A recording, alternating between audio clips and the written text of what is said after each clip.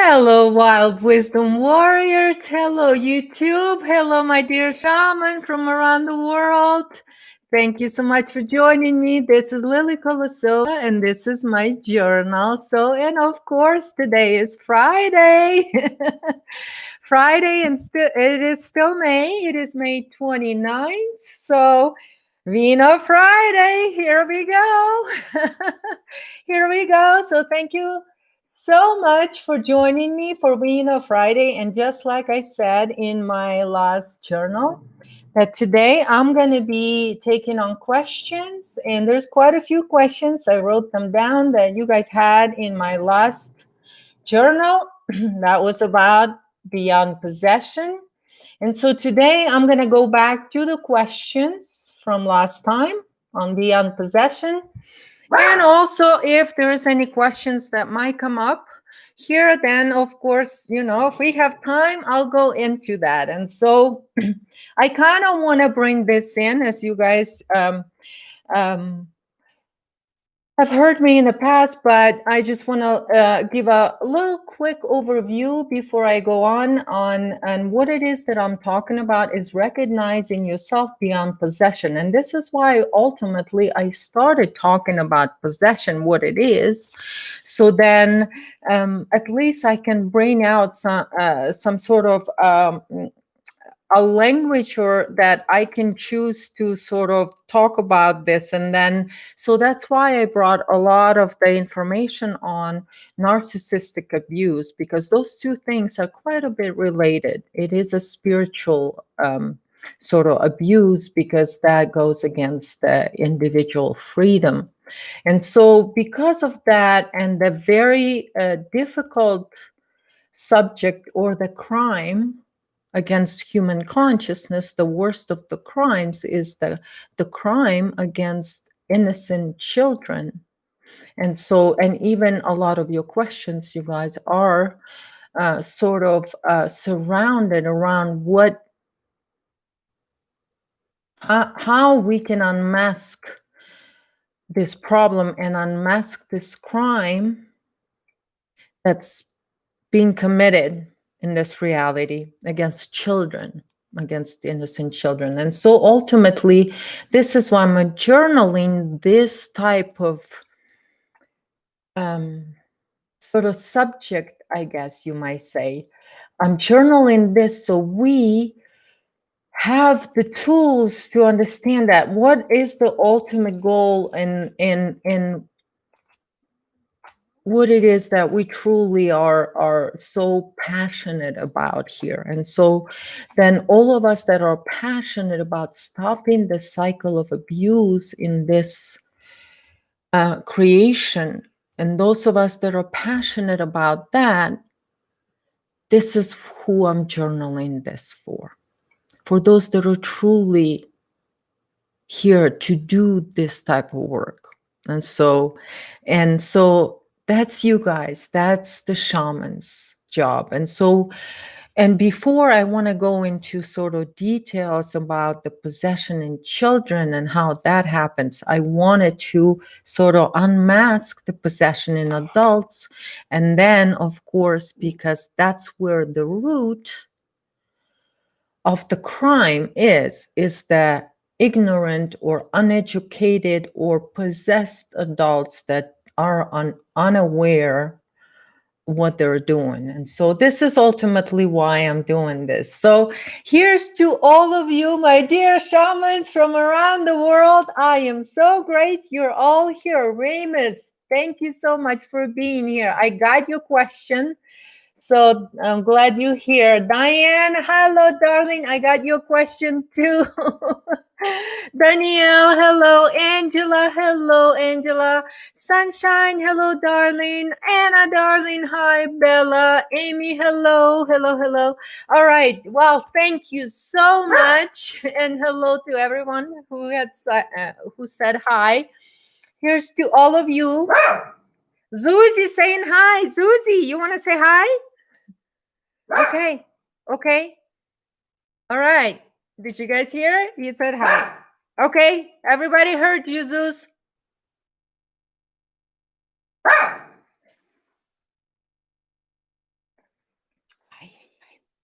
Okay, you guys, let's dig in.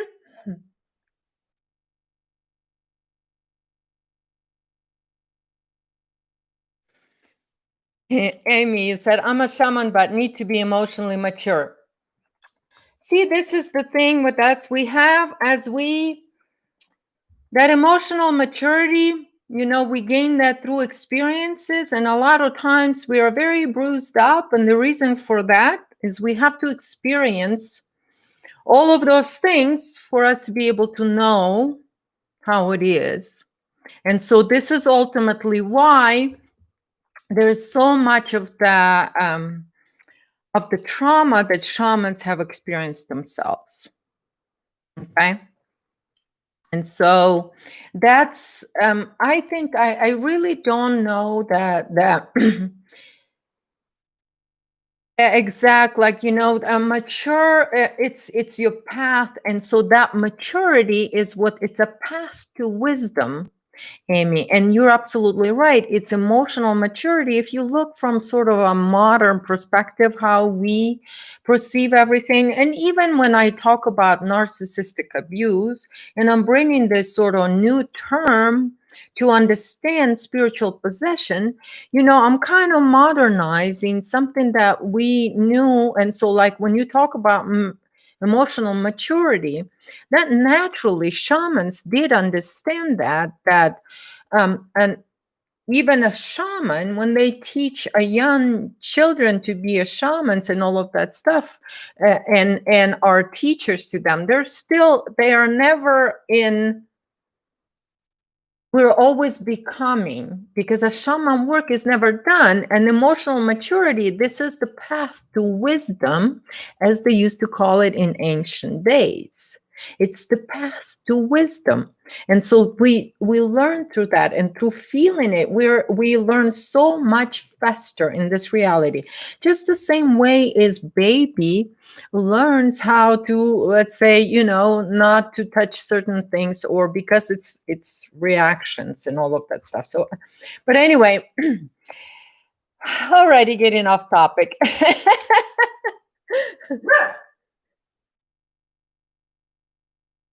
So anyway, you guys, I wanted to get into a few questions, okay? So there was a few questions about children and baptisms and all of that stuff, but there was a few questions a little bit more kind of out of the sort of, maybe not related to the subject, but Linda had asked me if do you recommend anyone else that speaks truth? So I wanted to touch on this question first and go into that on, hi Savannah, and go into that recommending people. See, the thing is, with me, I do recommend, it seems like a lot of stuff, because I do post a lot of different things from people that I know that are have chosen to do the right thing. But I also post stuff from people that are dazed and confused in alternative media, but yet there are signs of some sort of waking up. And so then I post some of the things in Wild Wisdom Warriors group on Facebook. And this is sort of like a working group, to where I bring some certain things, to bring certain pieces together. But I do not recommend following anyone, because I always recommend to follow your true self. And where you get your confirmations of your own path, of your own research, and how you get it, it's not my responsibility. And actually, it's none of my business. How do you come to your own realization? And who is there on your path that you're meant to either study or experience with, or have a teacher, be it a positive or a negative? Because, like I said, I always attempt, and even though I know I do not succeed every time, but I do attempt to stand in equilibrium each and every time. And even if I am friendly with somebody, the thing is, when you're a true shaman and you stand on true wellness, there is no sort of loyalty beyond the higher, beyond the spiritual loyalty, beyond the responsibility to the spirit of it all that you encompass within you because you're God creator in human form. And to me, to say, oh, you, any one of you out there, you creator God, but you need to hear what this person says and what the people say. Why do you either recommend somebody or not? When you recommend somebody and you say, okay, whatever this person says, I agree with.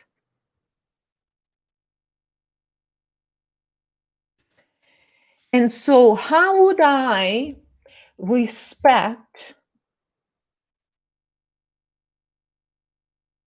each member of that Wild Wisdom Warriors group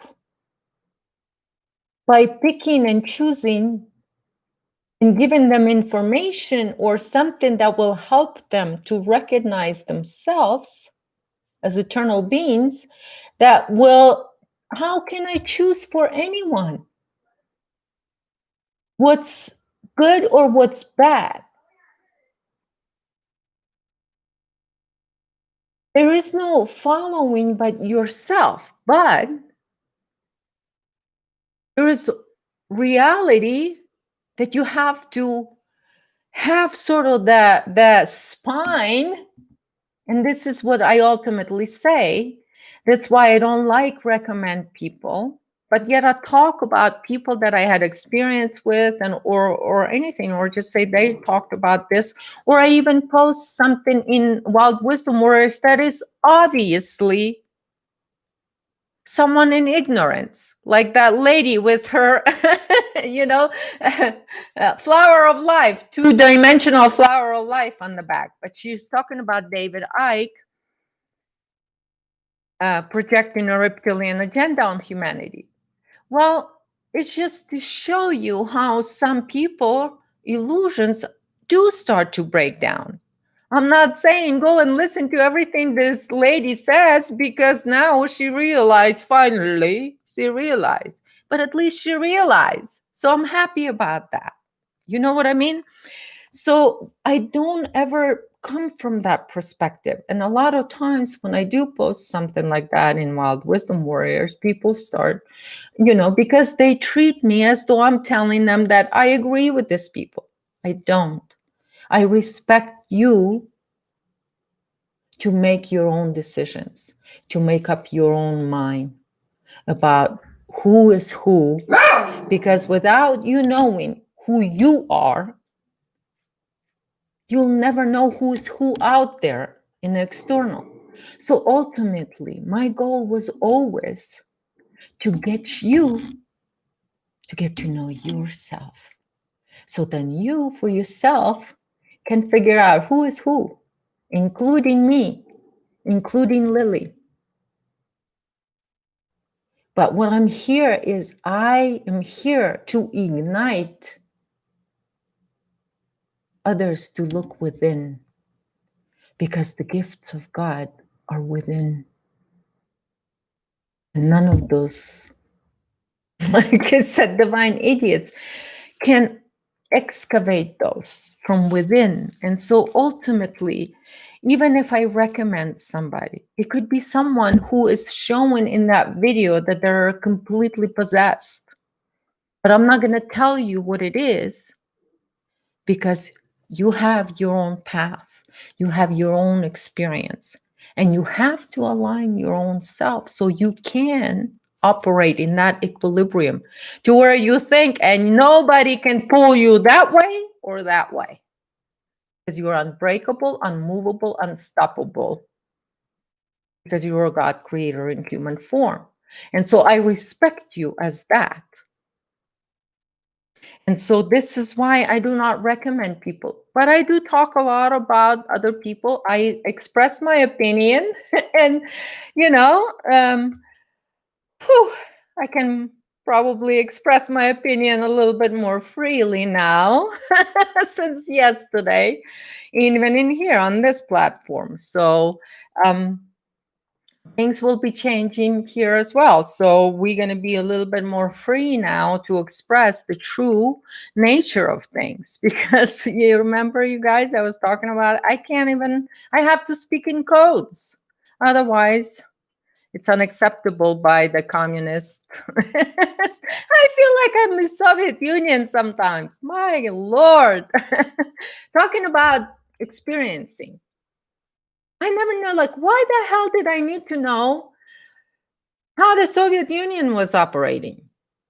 It fell apart. I was still a teenager. So why did I need to know that? I like argue with my dad so much about that. And it's like, this shit. Why did I need to learn all this shit? Now I know why. Because I see it here. I see it here. I see it now. So anyway, so see, how can anybody say what's wrong way or what's right to experience, what's wrong to experience? Each and every one of us has such a unique path that is just, it's just, I respect that so much in each and every one of you, because you are each and every one, you're a universe in itself. So authentic, and so and this is what we kind of, I wanted to make sure, and even like again, going into these questions about possession and all of that stuff, this is, I'm drawing this, I am sharing my own experiences, like I said, that I've had. I had a few near-death experiences that I've was able to come back and bring a lot of memory from those experiences.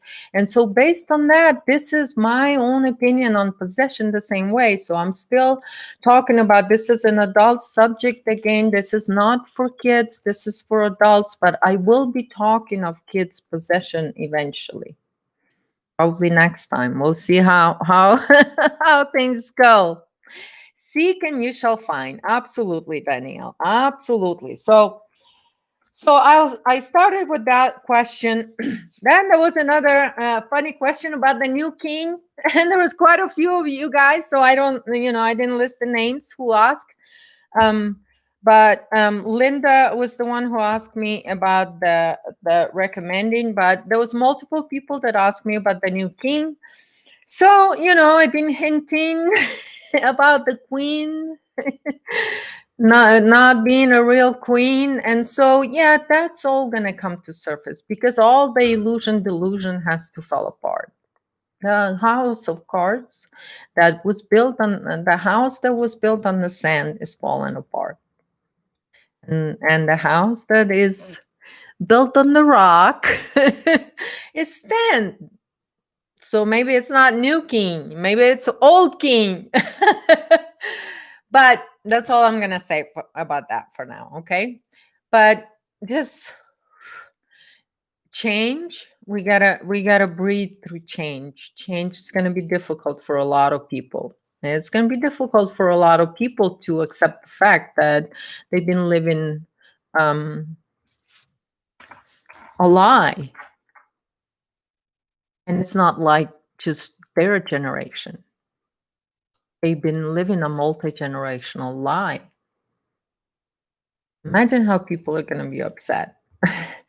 So it's all has to sort of restructure in its own time. So you guys just breathe through it, and all will be well. Trust yourselves, because each and every one of you, somewhere deep down inside, the freedom. You can smell it, you can taste it, you can feel it.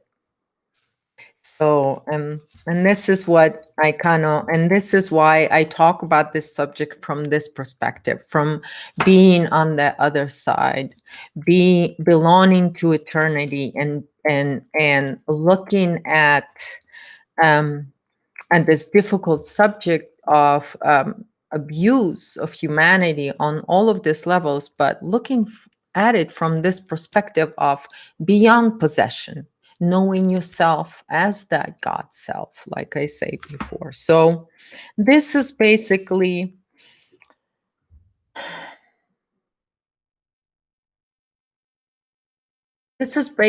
what this is all about. Okay. So I'm gonna go back to questions, okay? Philip might be dead. I mean, you said, yeah, they're gonna be dying like flies because they're not getting their life supply anymore. That's why they're just kind of gonna live out whatever they have, the resource that was left, not not anymore. So it's like a vampire. You don't give him food, they starve. So starving a vampire, basically. That's the death sentence to a vampire, basically. Right? That's what can kill them.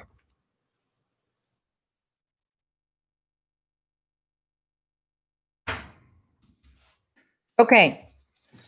I'm gonna go into, there was 3 questions. Okay, Linda asked, once kids are baptized, are their souls given away for good or can they retrieve them? Then Diane Archuleta, you ask, if kids agree to be baptized as teens, can we undo that ritual? Then Jose A, you ask Jose, what is the purpose of baptism? Is it some kind of parasitic ritual? So those are very, very similar 3 questions. So I'm gonna kind of go into that, and this is gonna be in kind of a beginning of understanding what happens with children. And like I said, it's a generational entities, and this is what talks in the Bible. Sometimes when you there is a multiple, I think, passages in the Bible. You guys, as you know, English is not my first language, so I can't even like memory, even though I study Bible quite a bit, and I know it well, but I don't have the capability to remember like and translate like the passages, the names of all the things and all of that stuff, and then all the numbers. I'm not good with numbers. I'm an extremely great mathematician, but like simple numbers, remembering, I can't. The useless numbers, I don't remember. Okay, I remember the things, sort of the meanings and stuff like that. So that's kind of so. But anyway, so there is a lot of that. And so, like I told you about that how the Antichrist is coming in this form of as a possession, as this collective dead entity or the anti-life force that comes into and experiences reality through the living human being, through the siphoning the life force from a human being by possessing a human being. Okay. And this is basically how this entities operate, or a lot of times, a lot of you guys religious people, and you understand, and I know you guys talk even in last time, there's difference between archons, demons, and all of that. Indeed it is, there is difference, because this is in a sort of a system. So just like in any system, there's going to be all these different positions, different things, and different responsibilities, because it is a hierarchical structure. Okay. And so there is going to be different names for different things. But what I want to talk today is just sort of start on this sort of to understand, right? There is sort of different structures and different things, and the cultural they differ. So there could be demons, right? But culturally, they could be different, and there's different names for it, right? Like, I think that in the East, the demons and jinn are a lot, a lot of people call demons jinn in the East, in the Middle East, in particular. Um, Hi, Matt. Yes, I'm colorful. It's spring. We have such a beautiful, beautiful weather. So it's nice and warm.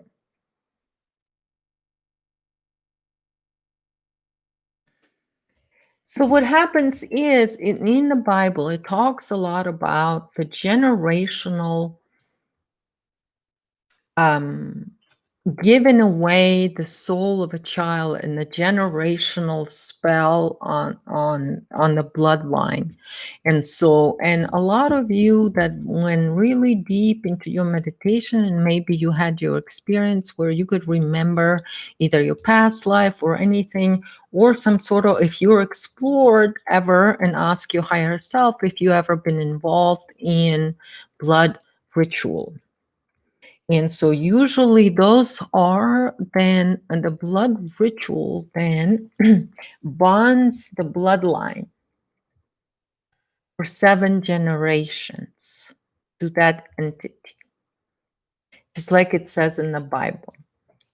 When you guys talk about this entity and like christening and baptism and all of that stuff, those are the stages of possession and maintaining and the entity maintaining its identity yet growing with the human. And so it's changes then, or upgrades, updates, with sort of because it becomes a parasite over the human being, right? If it starts, let's say, at christening, right?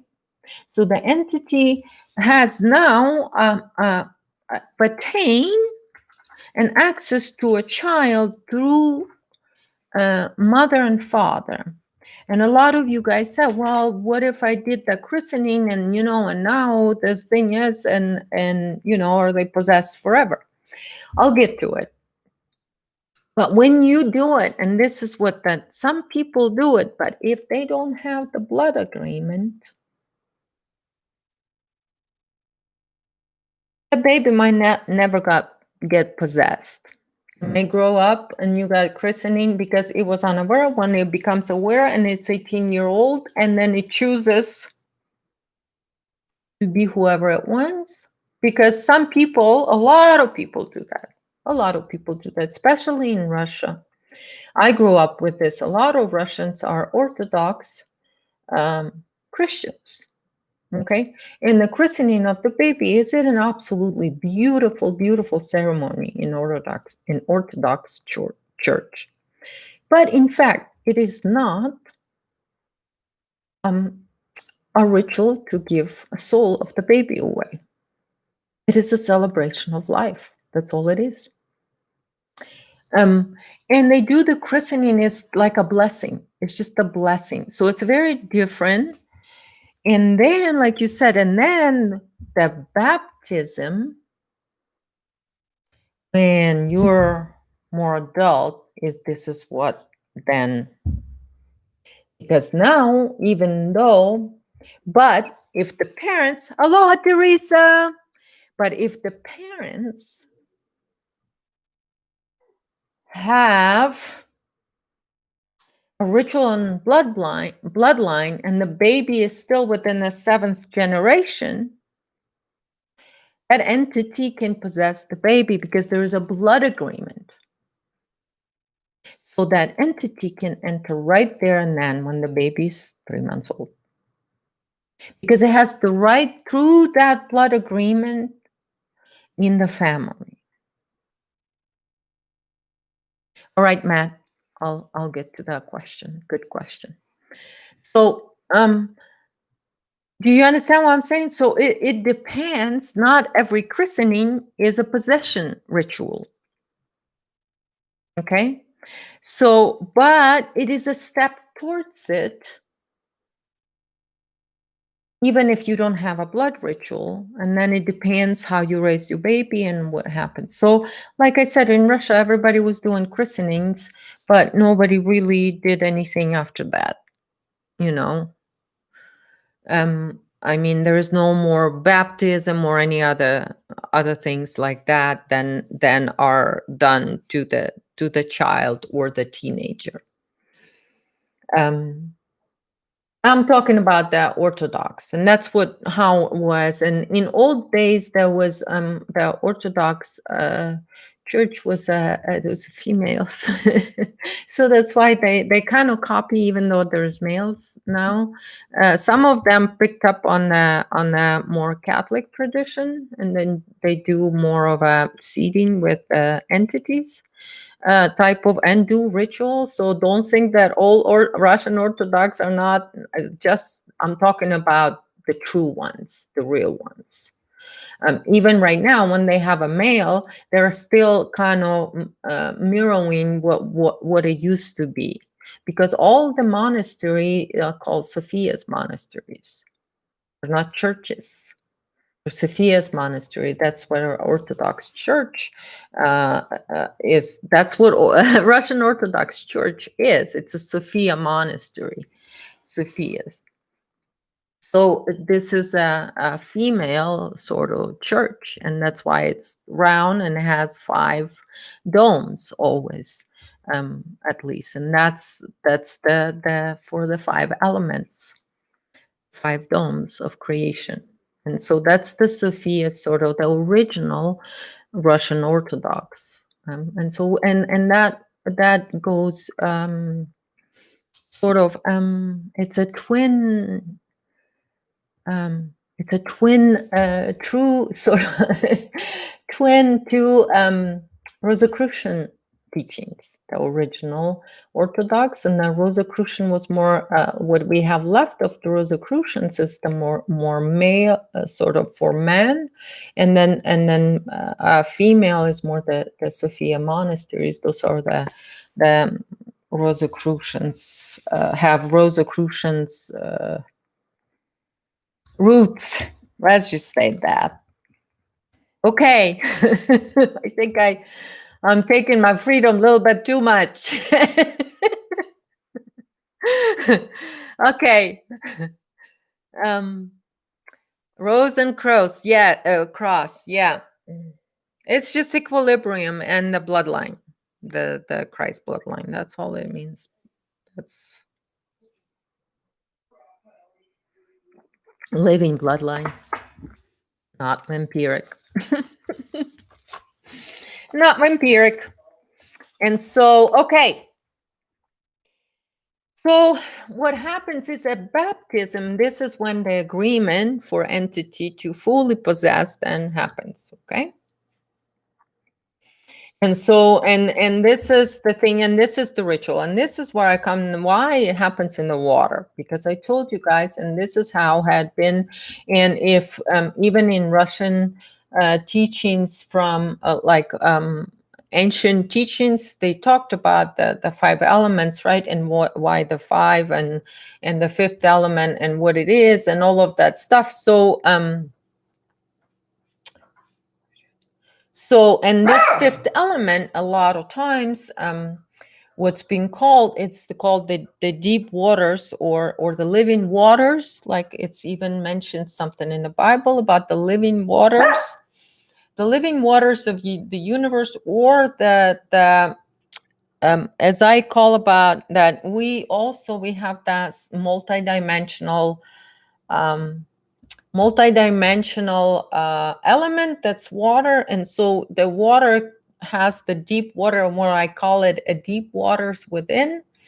And a lot of times, for those of you that have sessions with me, personal sessions with me, this is when I talk about the deep emotions and then the deep waters within you that you have to penetrate and go deep into those deep dark waters. And this is where and this is why when they want you to make a contract with the entity, they have to solidify that agreement on multi-dimensional form. So that's why water. because water is a source of life. And so what they do, and this is why the christening has to happen in the water. So that agreement has to be fully, so it's basically a possession process. This is an agreement through your giving your sort of, it's a marking your waters, your deep waters. So it's that fifth element. It's something that wants to. So because what you do, you through christening, you giving yourself to this God or to the authority. You give it to authority. They say you give it to the authority of Jesus, but they tell you Jesus is somewhere over there, where this idiot's over there on the pedestal in church talking about. But even when Jesus said it's within, but somehow they forgot to read that passage. You know what I mean? Those that forget to read it, they tell you submit to authority. And so you submit to authority that is a collective God program.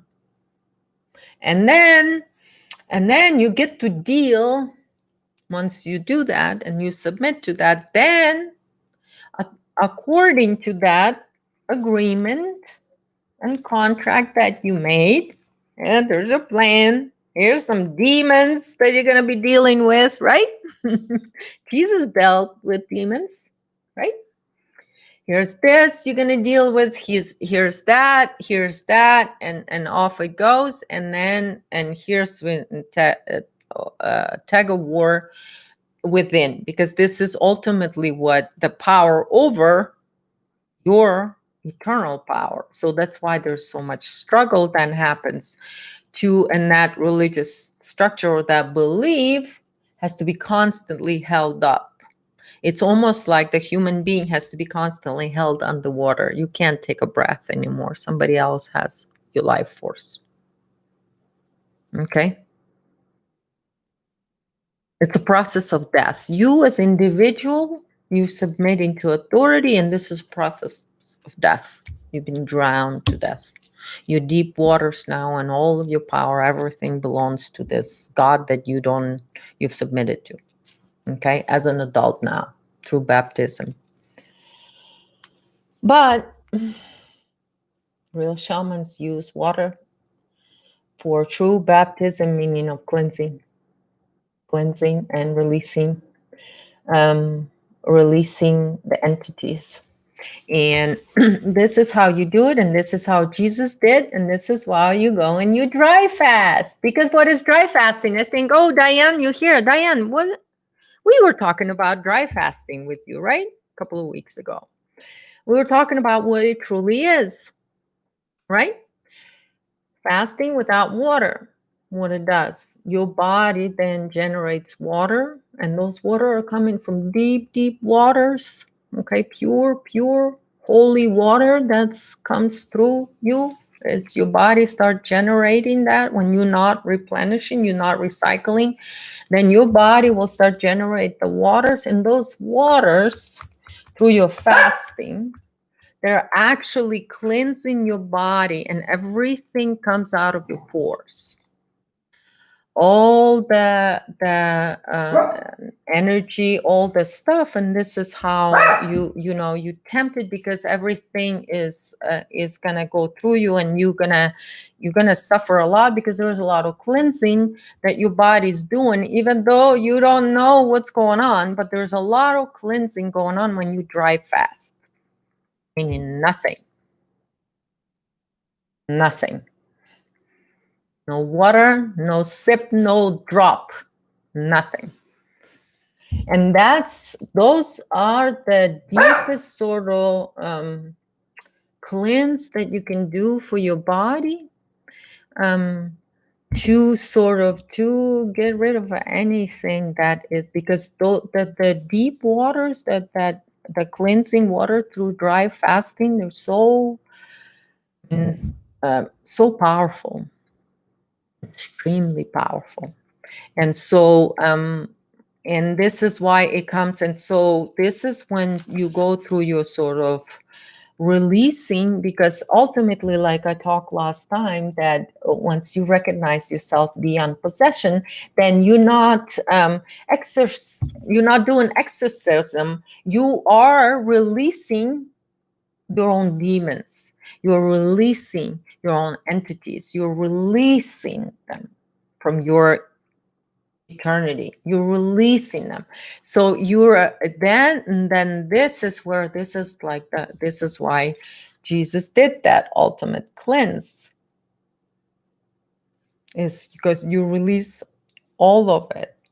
And so that's what happened there. And so that's why in turn why the invasion, when it requires your hi Carrie, hugs to you too, when it requires your submission, right? And so this is that ritual of submission when they put you under the water. It's a death, and then you're resurrected now as the servant of this entity. That's what the christening is. But again, as an adult, just like with each and every one of you, whoever had that ritual, and Diane, like you asked about your kids, that they went through that and they chose to have that. If they chose to have that ritual, like I said, like they did in Orthodox Russians, as the becoming of age ritual, and retain that as that, let it celebration of the, and that every 9 years should be celebrated, because this is a new stage. This is that path. What I talked to Amy about is that path to wisdom that we all go through. And so those are like in Native Americans, they would mark every 9 years a cycle of new sort of a new cycle, because every 9 years the cycles renew with each individual. And so what happens is, you look at this as this empowered individual, then you're standing beyond possession, meaning you have the power to release anything that does not belong in your eternity. You have the full right to do so. And so you offer that to the children, as long as they're not in ignorance. And because a lot of that christening, and I mean, not christening, but baptism, has so many different belief structures attached to it. So whatever that belief structure that they've attached, it could be something little, it could be something harmless, or it could be something a lot, it could be something that's harming them. So, but to each and every one of you, so to Jose question, is this a parasitic ritual? It is indeed a possession of it is a sort of seeding, like I said, it's a seeding, or entity, of a parasitic entity. So that's what's happening. Okay.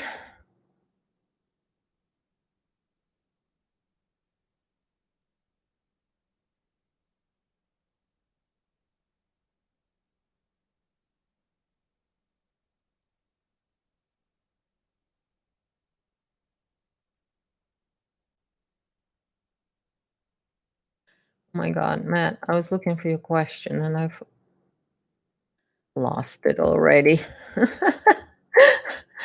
Lost it already. I can't believe this. Okay.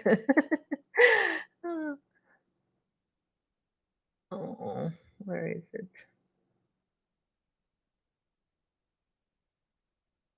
Okay. What do you think about circumcision when you get a chance? Thanks. Okay, so I'm going to talk about circumcision before I go into the next one from Remus. There's a question from Remus that I need to go back to. It's about MK Ultra. That's the one I'm excited about. But I want to talk about circumcision. Since you asked, I will start. But it's weird. This is what I tell you. This is, again, it's a ritual of control over a masculine of a non-human entity, because this is and immediately this is a parents saying that there is something wrong with this situation. So basically, it's not so much exactly why, although it is a good reason why they do that. It has to do with um, so think of it. Where is the foundation for that belief structure? Is circumcision. Okay, what's the foundation? It's vampiric. And the ritual is vampiric. Okay. And what it does, it's actually it cuts off um, physical um, it sort of cuts you off from heavenly realms in a way. I don't know how to explain this, but it does the same sort of thing as christening does, except it does it it solidifies it in the body through that ritual at that young age. So basically, it is totally a draconian, vampiric structure that does that. And so, what they do is that the reason it's done, so because, believe it or not, is because that same religion says that a female cannot have an orgasm because the orgasm is from devil. And the only way she's supposed to have children, and if she has a child with if she conceives a child and has an orgasm, they're gonna have to kill that child, because see, if the child is conceived through love or heavenly frequency, it has a chance of bringing an eternal soul in. And if the child's just born, and even if it has eternal soul, right? But through the act of that trauma, they completely destabilize all the heavenly frequency that the child was born with in the physical form. And so now the child's going to be having a lot more harder time to return. And this is why I'm saying that when this damage done to children in this age, when they're growing, and so some things are done in this age to where that trauma bond becomes so strong, then of course they're in prison at that tiny young age, to where it becomes a lot more difficult for them to recover that abuse. So of course it is difficult to recover, but the memory in the quantum field, the true, the original, is always there. So it can always be repaired. I'm not saying that it's easy and that, oh, okay, no harm done since we can repair the damage. It's possible to repair the damage. I mean, there is maybe good few cases where it is impossible, severe cases. But when what we're talking about, I'm talking about the severe drama with infection, and what I'm going to be talking about, the MK Ultra abuse. There's a lot more. Here, when it's just like a regular stuff, and let's say, you had a circumcision. I circumcised my son. I didn't know any better on that time. I didn't know any better. It was 24 years ago. And I didn't know. I listened to everybody around me and I didn't listen to myself because it was just too much. And I let that happen. So I had to sort of, have that. I had to go back and do what I can to sort of to give him the chance to not to be damaged by that, that trauma that I didn't protect him then. I didn't know how. I didn't know how. Because everybody around me told me, and I said, okay, So I give up. I didn't stand up for him. So I did that. So anyway, but that's what happened. But I'm not saying that it's unrecoverable. It is, and then but ultimately why it is too damaged. Then the male cannot give a female an orgasm. It's ultimately why they chose to do that. So then, because they needed to prevent that, because they didn't want their people to have the children that are coming through heavenly realms, and they didn't want the souls that are um, heavenly, and they wanted to bring souls that are more animalistic, and so through rape and abuse, then they can control those souls a lot more. And so that's why you see a certain nations, do sort of religions are most of the time it's like a breeding programs for vampires and those energies, and sort of like Catholics, right? They have to have a lot of children, and those children have to be completely abused, even if it's mentally, and be put in guilt trips and all of that stuff. So that's a different thing.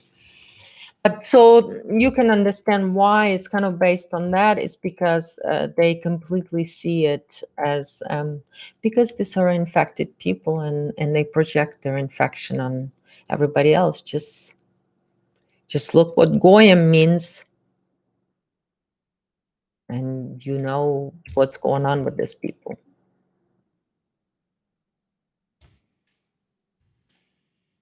Imagine that, coming here and having the whole world to fix, because the whole world is following their joy and having children out of love. And so the whole thing is the opposite. Everything has to be in pain and suffering. Oh, hi. Oh, thank you, babe. All right. Hello, darling. Okay. So anyway, so that's that. Okay, so now, Ramus, your question.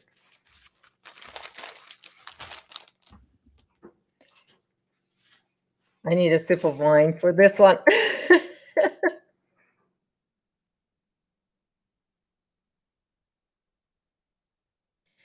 Russ, hi, Russ. Yes, yes. Had a quiet. He was 21. That's when I chose to kind of, when he turned 21, we kind of had a few a few things that I needed to sort of sort it out and be done with. So I kind of did it when he was 21 and just got it over with. And so it's all now just pure uh, just life.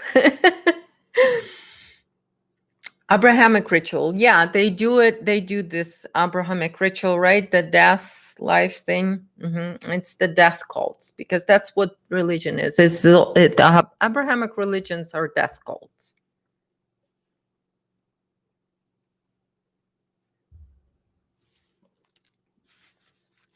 What is the deal for the MK Ultra initiators? What promise are they presented with?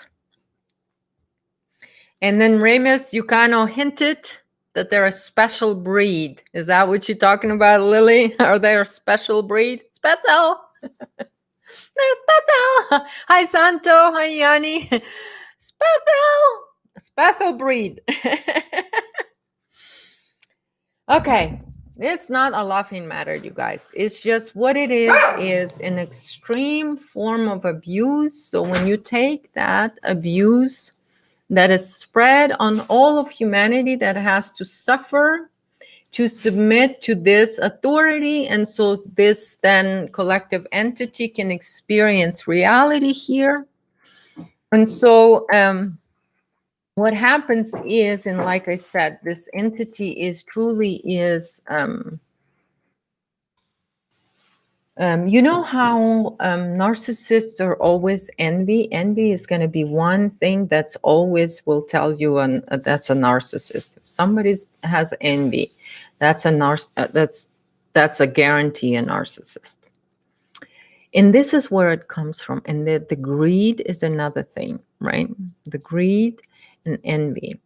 And so greed, as it says in the Bible, is extremely sort of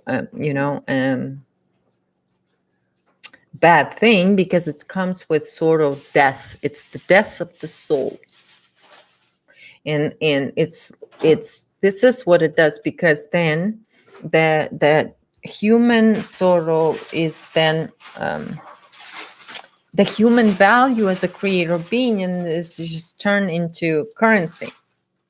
And so you might have guys seen or heard a lot of people in alternative media calling humanity currency, right? In a way it is, but see, what they have as currency then is based on the blood of the earth right now. But that's not going to be for long either. But anyway, so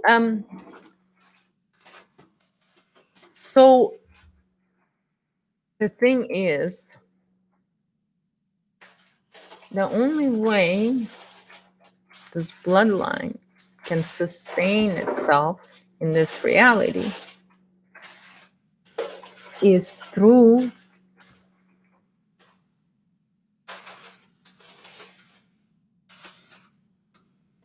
those, and this is where MK Ultra comes in, through these gatekeepers, and then what I call them the sub-archons, or those that are prepped specifically. They're genetically made GMO people, so to speak.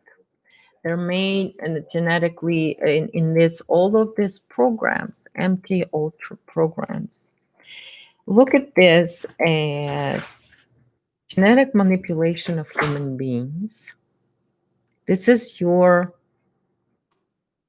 transhuman agenda in action. Okay? That's what it is. So this comes your techno-spirituality, and this is what we're talking about now. That what I talked about, the MK Ultra,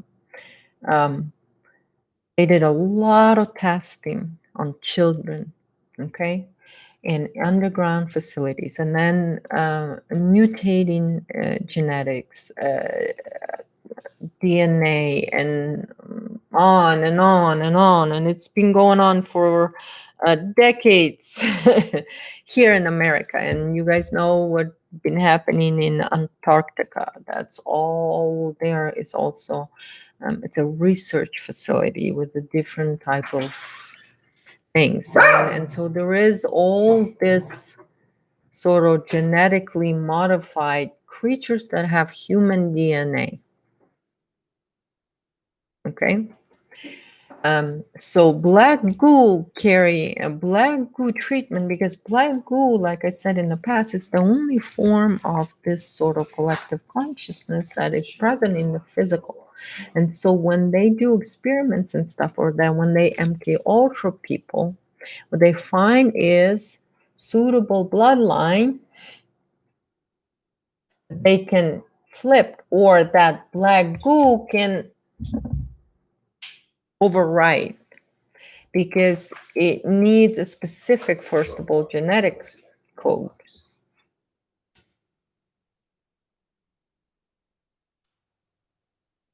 It needs a specific genetic code, okay? And so it's complicated thing, Gary, about the black goo, but people that are genetically in MK Ultra programs, what I know, and again, I don't know it all, what I know could be wrong. Okay, so you guys, this is kind of sensitive subject, because there is a lot of victims out there, but there is also a lot of MK Ultra victims that are, that are running a victim program too. So it's just, but not to say that they're not victimized. They're all victimized. It's just they're serving different purpose. And when you see the people that are fighting out there in alternative media, because like their teachings are, oh, you're using different words, so I don't, it's all created. And so a lot of times the people that have had that black goo treatment and it took, okay, that individual is, as a human being, is no longer there because of the physical presence, that consciousness that bonded to their human DNA now. The nanotech had bonded to DNA. And so this is why, and then even I told you, you guys asking me about Lauda Leon in the past, and I said she did have that black goo treatment. She talked about it on her show extensively about how it happened. She described the whole process, what they did, and how she survived when she barely survived, and all of that stuff, and some of it bonded. And I'm not saying that she can't clean that out of her system. She can't. But then what happened, and you guys can go back and see it for yourself. Go look at what she talks about in her videos for what, last few years. She talks about technostructure. She knows what she is because it's within her body. And so she talks about that. She talks about transhuman timeline. She talks about all the devastations that are coming on, and then all the suffering and all the things that she sees, she talks about. But is it because, I mean, why is that then after the treatment she feels like this knowledge is so special? First of all, it's because through abuse and split in the mind at the young age. And then her black goo treatment was when she was young. I think she was 12 or 14 or something like that.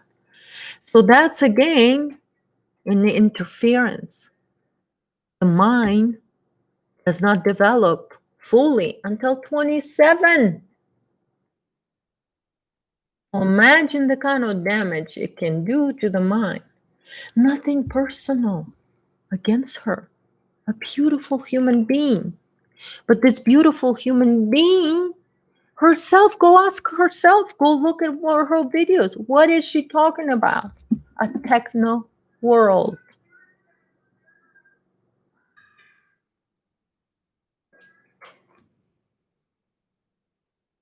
I don't push her into that. See, it's just, it is what it is. Russ, again, Sarah Adams, Max Spear's girlfriend. Same thing. She admitted to having been injected with black goo. And what did she talk about? Aliens! Aliens! Aliens! Sarah Adams talking about the aliens. Oh, and I'm so pretty. Oh, everybody wants me. I'm so pretty. Everybody wants me. There's aliens. I'm an alien. I'm Sarah Adams. I'm an alien. Blood on her hands, by the way.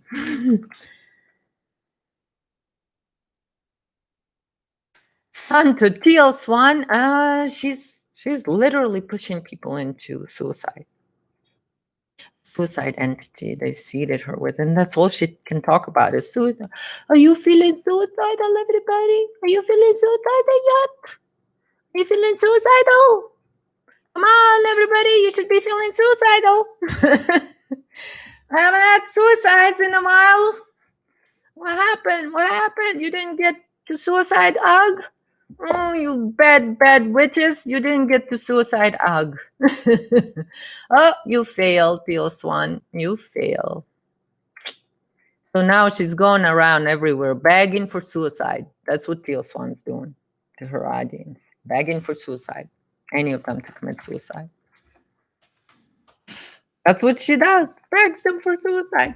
She has a suicide clinic in Costa Rica. By the way, it's a Club Idiots assembly camp.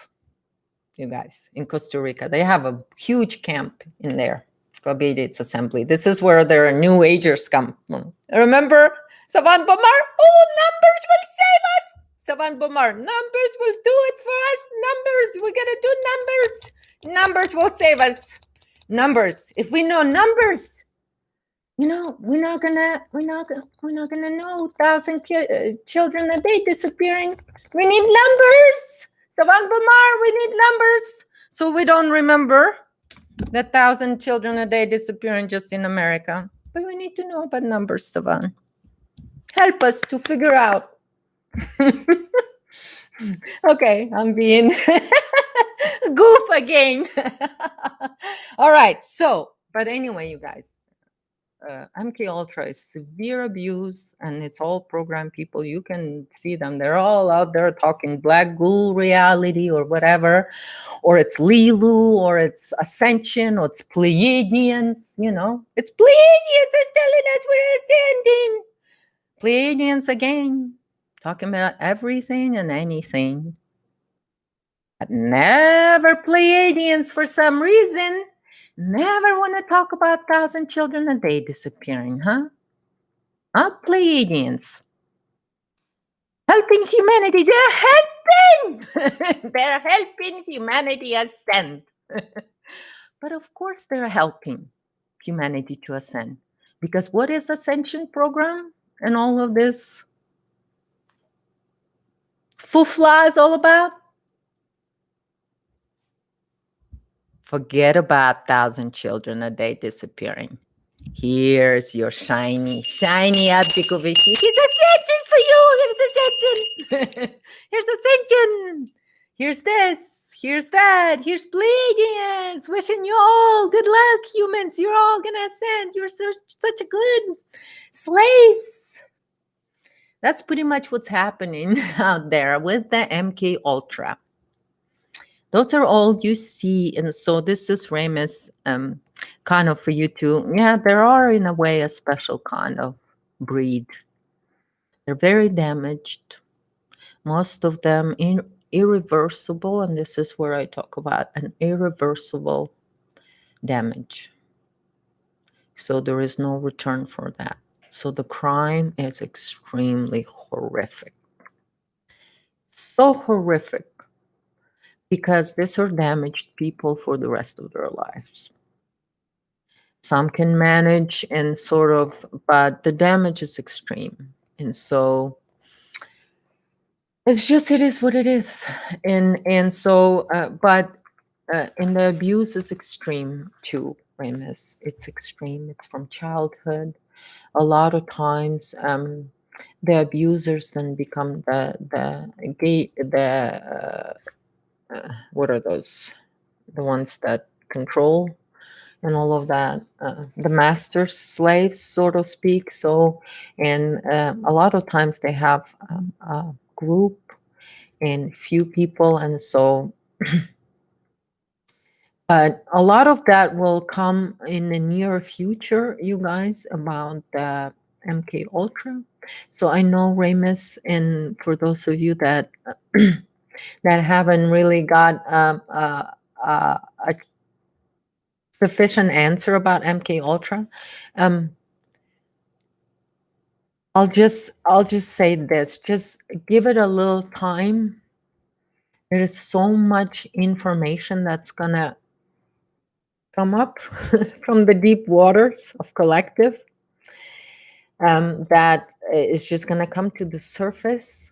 I feel it. It's almost here, and that sort of will fill in a lot of blanks in that bigger picture of MK Ultra. It is an extremely tough subject because it involves extreme abuse of children. Okay. So this is why handlers, yes, Danielle, handlers. Yeah, then the abusers become the handlers, and it's a whole different world, you guys. And this is why they present themselves as intelligence agency. So there's a one specific intelligence agency that has the face out there, but that intelligence agency has sub agencies, and only in US there's 187 sub agencies under that agencies. Yes, Kathy O'Brien has a lot of info on that, Danielle. Absolutely right. And so there is a lot more that will come up, and all these little agencies and all these little things, and like you'll find out like Communist News Network is not a news network. It's in one of those 187 agencies. Okay, you guys. So anyway, so those are all, and it requires that, because to do this kind of damage and to do this, because this is ultimately what requires, it requires a slave for life. And when the slave either wakes up and wants to recover, they either will send an army of people like Teal Swan and company and all of those people. That there's another one that triggers suicides. Michael Kavanagh, Satanic Network, does a lot of rituals uh, for suicides and stuff. So they trigger suicide in a lot of people then, because as soon as, and they program them with suicide. And so then there is, if those slaves in MK Ultra there, and there is this like a group um handlers that they have, like they control a group of people. Okay, then this group of people then controls all the other slaves, that they don't go out of their program. So everybody keeps each other, sort of, it rolls down, everybody keeps each other in line in MK Ultra. It's such a draconian system. It's such a horrific, there's no compassion there whatsoever. There's nothing. It's a narcissistic dark pit into a demon world. It is so incredibly horrific of how they do this, because once they have this as MK Ultra is slave for life, and they mean it. And when they're done, or you no longer useful, but you're still threat of waking up, they will get rid of you. So this is why, people like Michael Kavanagh exist and do what they do, is setting up those suicide rituals for those MK Ultra people. So this is, I mean, you're talking about abuse that they have to withstand as children, and then this kind of life, to where a lot of them know, because they can see that they're a fellow MK Ultra. When they're done with them, they don't just throw them to the curb most of the time. They make sure this is strictly a KGB, I mean a Russian rule thing. You don't leave anybody who can speak, with ability to speak. Dad don't speak, dad don't wake up, dad don't talk. So when they're done using MK Ultra, they either will set up a program within themselves to suicide themselves, or if they're powerful enough to withstand that and fight it, and waking up, then they will send an army to suicide them, or they'll set up, or they'll kill them and set up a suicide, or they will suicide them. Then the next step is to suicide them, and you know against their will, I guess. That's all of that. So a lot about that specific agency that has a face in America, sort of, but it's a one. It operates in the whole world. So Harold, Diane, well, I haven't heard of him in like more than 2 years now, so I don't know. But yeah, of course, he gives some information on that, but you know, they injected in him with that black goo forcefully. He didn't want to have the treatment, but he did. Santo, you said narcissistic woman came into Harold's life to bring him down. Absolutely. She came in and immediately, as soon as he started waking up, she came in with, those are that one, the suicide clinic. They come out of suicide clinic in Costa Rica. They know how to program you with suicide. And so they go, and so like what happens is then those gatekeepers that have the group, then they have this programmers, suicide programmers, and they go and program people with suicides and all of that stuff. But yeah, every MK Ultra will have, and many more, all of this, as soon this is their sort of fail safe, is trigger suicide.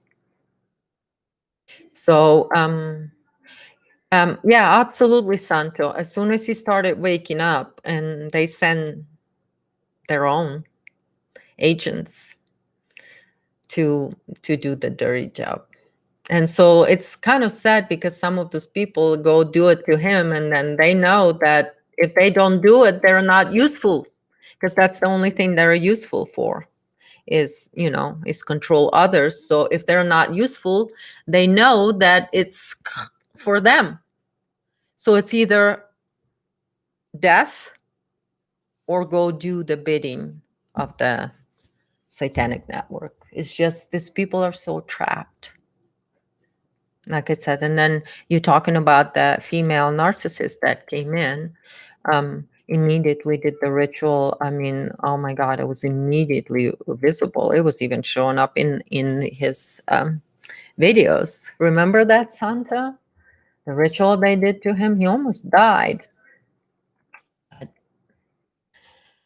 Survived. And so and that's what they do. And then again, see that the female came in, and so she closed the gap, and then he couldn't get out. He had to give in, because it was either death or that. That's just they don't give you any other option. There is no other option. And ultimately, that's just what it is. So, well, 1 hour and 17 minutes. Okay, you guys. Well, Friday flew by so fast. Oh my gosh. Well, I guess I'm going to have to end this. Oh, Lord. Thank you all so much for all your questions. Okay, you guys, thank you. I really appreciate those amazing questions. And thank you all for being here. Thank you for liking my journals. And so you all stay wild. I love you all so much. Till next time. Mwah! Stay wild, everyone. Bye. In the stream. Bye, Anna. Okay, Yanni, ask me next time. Or write it in the comments here, okay? All right? If you write it in the comments here, and then this way I can write it down, and then next time I might go into it. All right, bye, you guys. I'm looking at what you're writing already.